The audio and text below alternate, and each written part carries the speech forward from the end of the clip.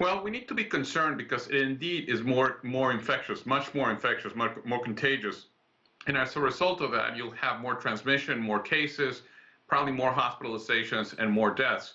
But you need to be concerned if you have not been vaccinated. If you have been fully vaccinated, that means you received 2 doses of either of the mRNA vaccines, Pfizer or Moderna, or you have received your dose of Johnson & Johnson or AstraZeneca, 2 doses, you are fine. You're protected against the Delta variant. So the most important thing is to get people vaccinated. That's how we prevent the Delta variant from taking over. But you have to remember, over 50% of the U.S. population is still not vaccinated.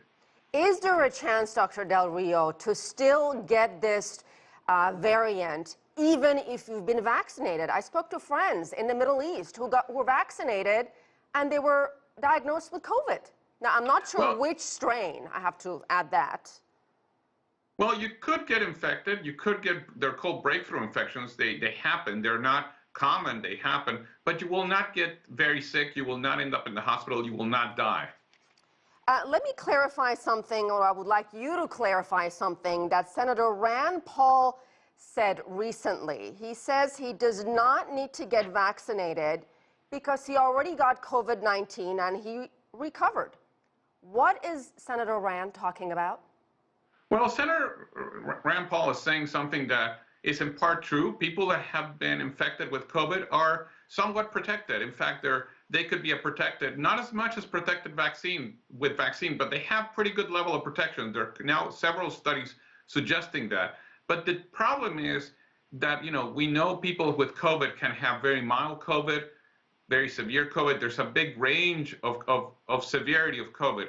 And we know that exactly because of that reason, there's a very range of immune response. So the response you get from COVID is not going to be the same from everybody. In some people, it's going to be very strong. In some people, it's not going to be strong at all. I have a colleague who had COVID and had no antibodies, no protection from COVID. So you don't know if you have COVID, if you're going to get protected. With the vaccine, you're going to get protected. So the vaccine protection is 100%.